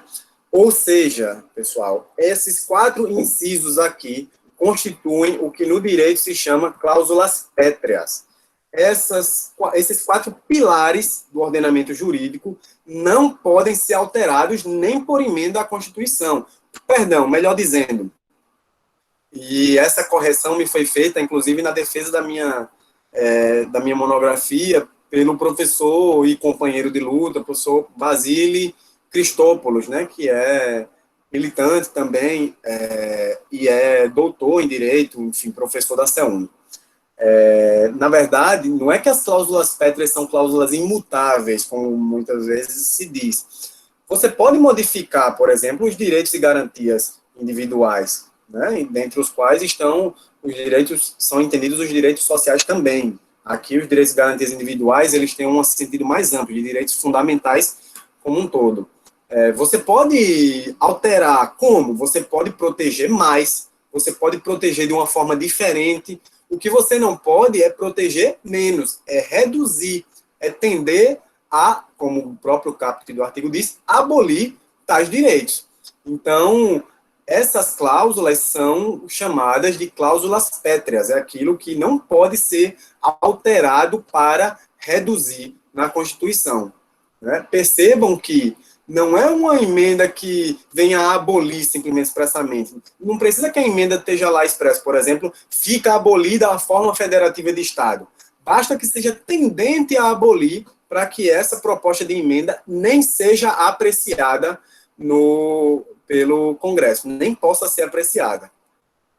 Portanto, também, parágrafo 5º, uma matéria constante de proposta de emenda rejeitada ou havida por prejudicada não pode ser objeto de nova proposta na mesma sessão legislativa. Sessão legislativa é o ano dos trabalhos, né? Então, é isso que é basicamente sessão legislativa. Com isso, aqui a gente encerra, né, o estudo das emendas à Constituição, com uma última curiosidade que é muito, muito interessante. É uma pergunta que eu até queria fazer para vocês. Vejam, se uma norma, se uma emenda à Constituição, se uma proposta de emenda, ao ser aprovada, se torna uma emenda à Constituição e, portanto, passa a fazer parte da própria Constituição, né? Uma norma que agora tem a mesma hierarquia da própria Constituição da República. Pode-se falar que existe uma emenda à Constituição inconstitucional? É possível falar de emenda constitucional inconstitucional? Eu vou deixar um pouquinho para vocês pensarem, mas como a gente já não tem muito tempo, eu mesmo vou responder a pergunta. Na verdade, sim, exatamente se entender que essa emenda à Constituição, ela fere alguma cláusula pétrea. Esses 4 itens do parágrafo 4º do artigo 60 da Constituição, se submetido ao Poder Judiciário, mediante ação direta de inconstitucionalidade, observa-se que uma emenda à Constituição, mesmo que tenha sido aprovada, mas não era para ter sido aprovada, mas foi, então está lá, produziu efeitos, e ela conflita com alguma das cláusulas pétreas, essa emenda ela é expurgada do sistema, ela é declarada inconstitucional. Pessoal, ainda tem um bocadinho de coisa que eu queria apresentar. Ou eu vou ter que pular, ou a gente vai ter que realmente marcar um outro momento, eu acredito, senão vai prejudicar muito aí o horário de vocês. Eu queria saber se tem perguntas ainda. Levi, vamos fazer o seguinte, me diga se tem perguntas aí no chat sobre essa parte que eu falei até aqui. Se não tiver, eu talvez poderia ficar mais 10 minutinhos, se todos concordarem, para concluir, mas se tiver perguntas, eu paro por aqui, efetivamente, e vejo se ainda consigo responder alguma pergunta, e a gente vê se faz ou não, em outro momento, o processo legislativo propriamente dito, que é a parte mais interessante.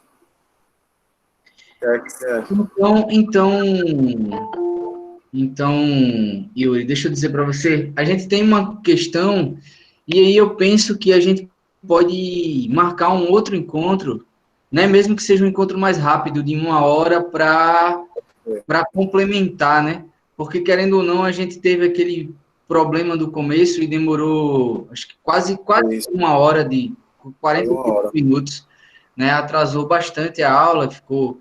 E aí a gente marca esse outro encontro. Tem uma questão aqui que eu acredito que serve para finalizar o seu debate, né? Foi colocado o seguinte, para você fazer as suas considerações, que tem tudo a ver com o que você estava colocando agora no finalzinho, fazer as suas colocações finais, as suas considerações, retomando essa questão aqui. Então, tem dizendo assim, professor, se está tudo regulamentado, se temos a Constituição, uma Constituição Federal sólida, porque, e aí são as palavras da estudante que colocou, né?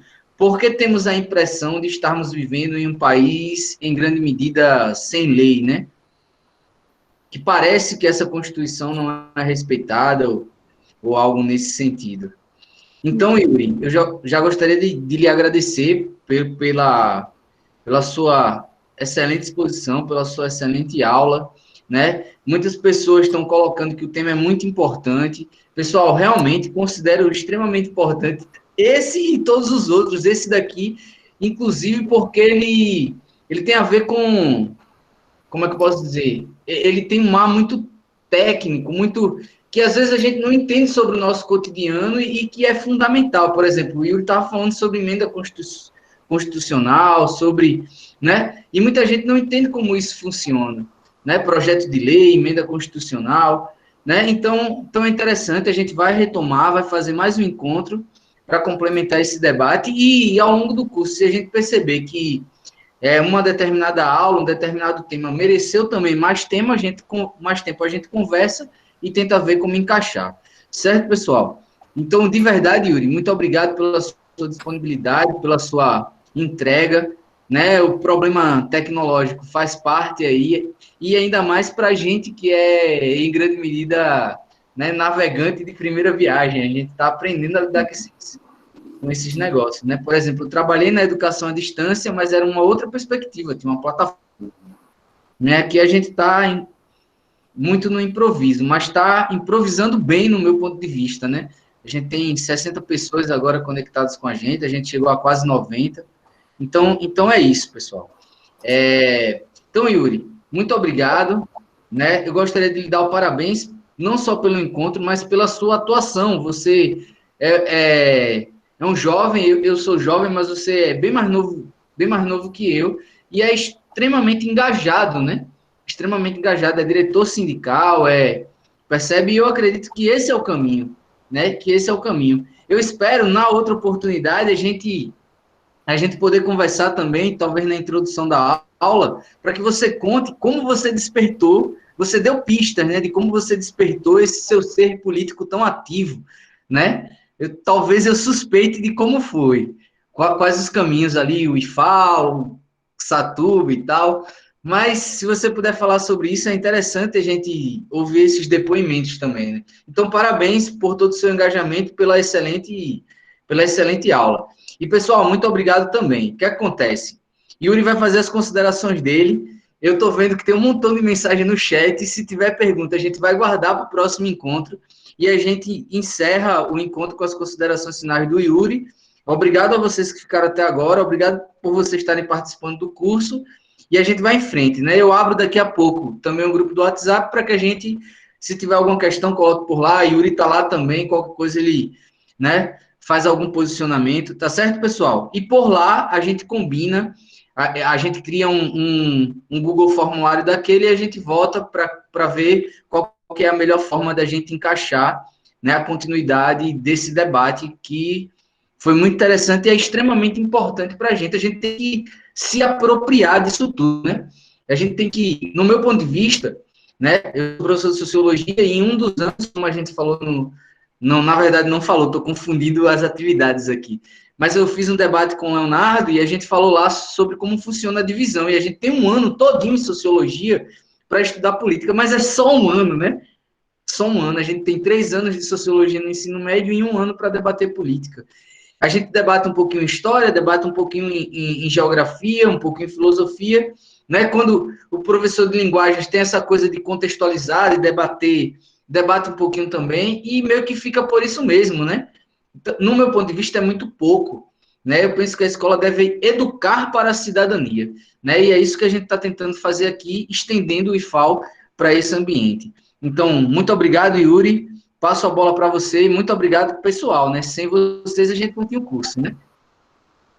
Certo. Eu vou começar respondendo a pergunta que foi feita e agradecendo os comentários, que eu estava lá na apresentação, não pude acompanhar os comentários aqui no chat, agora estou vendo vários comentários de felicitação, e estou até emocionado aqui, porque eu que não sou professor, como o Levi disse, né, eu sou técnico administrativo, não tenho, portanto, a didática de um professor, não tenho essa experiência de sala de aula, mas me esforço, na medida do possível, e fiquei muito feliz, efetivamente, com a repercussão aqui no chat, com as felicitações, com as saudações dos cursistas.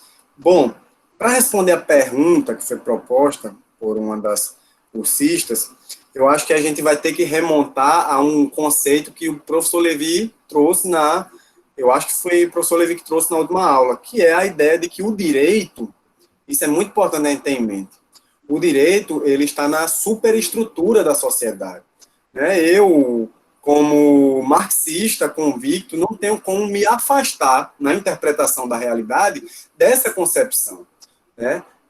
Quer dizer, o que determina efetivamente as relações sociais, o que determina a vida das pessoas é a economia, que está na estrutura. A estrutura da sociedade, ela é pautada pela economia. E o direito exerce um papel importante na sociedade, mas não é sozinho, só através da tarefa de produção de normas, capaz de resolver e solucionar os problemas sociais. Especialmente por conta de como se desenvolvem as relações na estrutura da sociedade, quer dizer, do papel que o poder econômico exerce na estrutura da sociedade. Eu volto ao que eu falar no começo, que nós não podemos rejeitar a palavra política em hipótese alguma, porque a gente costuma dizer que em política não há espaço vazio. Se a gente não ocupa, seja através dos meios que a gente vai mencionar no próximo encontro, que são os meios previstos na própria Constituição de iniciativa legal, como o projeto de lei de iniciativa popular, plebiscito, referendo, próprio voto, ou seja, através de meios de mobilização social, mas que também são abrigados pela Constituição dentro dos direitos fundamentais. Por exemplo, a greve, o direito de greve é um direito fundamental, previsto expressamente na Constituição. Então, é através do exercer, a gente deixa de exercer esse papel, se a gente deixa de exercer, de ocupar esse espaço na política, outras pessoas vão ocupar pela gente. Né? Então, a gente tem um quadro, eu estava vendo uma aula um dia desses, que mostrou a composição do legislativo brasileiro em relação à composição da sociedade brasileira. A sociedade brasileira é uma sociedade composta majoritariamente por negros e negras, por mulheres, e, no entanto, inversamente proporcional, o retrato do Congresso Nacional, composto majoritariamente por homens e brancos e por empresários, enquanto a sociedade brasileira e a sociedade de todos os países é majoritariamente composta pela classe trabalhadora, pelos trabalhadores. No entanto, o percentual de empresários, o percentual de acionistas que ocupam o papel de legislar é assombroso. Quer dizer, o poder econômico interfere claramente no poder político e, consequentemente, na produção das leis que são efetivadas. Por mais que no Brasil a gente tenha uma Constituição, e é importante desmistificar isso, a Constituição brasileira é uma boa Constituição. É uma Constituição que alberga direitos com uma sensibilidade grande e importante. Mas, apesar disso, todo o curso histórico que se segue até aqui, e a própria Constituição, que tenta equilibrar, às vezes, interesses inconciliáveis, né, porque é uma Constituição que foi construída num contexto de discussão sobre o bem-estar social, que tentou tanto ter proposições que protejam aqueles socialmente mais vulneráveis, como contém também elementos que protegem a propriedade privada, que estimulam o empreendedorismo, né? Como diria um companheiro, amigo meu, é tentar conciliar o pescoço com a guilhotina. Então, assim, existem interesses que são inconciliáveis na sociedade ou que são, em maior ou menor medida, conciliáveis, e por isso mesmo é que existe o Estado, como o professor Levi já falou. Mas, efetivamente, os espaços políticos precisam ser ocupados pelo povo. Nós precisamos, na medida do possível, lógico, que a gente está num momento extremamente atípico, ocupar as ruas, ocupar os espaços, e na próxima aula, no próximo encontro, eu mostrarei aqui, na prática, como a participação popular na política ela é capaz de determinar os rumos, de exercer pressão sobre os políticos, de exercer pressão sobre os legisladores e sobre os membros dos outros poderes. E não somente isso, nós somos capazes de nós mesmos produzirmos o direito que atende aos nossos interesses, não aos nossos interesses individuais e mesquinhos, mas aos interesses da coletividade a qual a gente pertence, aos interesses que vão no sentido da construção de uma sociedade efetivamente mais justa, mais fraterna, mais igualitária, né? Para finalizar, portanto, para finalizar mesmo agora, eu queria, já utilizando essa mesma esteira, recorrer a uma frase de um jurista uruguaio, uma frase muito conhecida, o jurista Eduardo Culturi, que disse o seguinte: luta, teu dever é lutar pelo direito, mas se um dia encontrares o direito em conflito com a justiça, luta pela justiça. Muito obrigado. Obrigadão, Yuri. Obrigadão, pessoal. E a gente bate papo lá no grupo do WhatsApp e se encontra amanhã. Amanhã a gente tem aula novamente, tá certo, pessoal? Valeu. Obrigadão, Yuri. Parabéns pelas suas colocações. Você, para mim, cara, né, você estava falando que não era professor. Do ponto de vista formal, você não é professor, mas para mim você é algo ainda mais, né? Sua atuação revela que você é um educador, cara. Né? Depois eu eu te mando a explicaçãozinha do que é isso aí no meu ponto de vista. Grande abraço, cara. Obrigadão pelo encontro, obrigadão pelas palavras, pela aula. Foi show. Valeu, pessoal. Obrigado Até a mesmo. próxima. Parabéns, Yuri. Osse.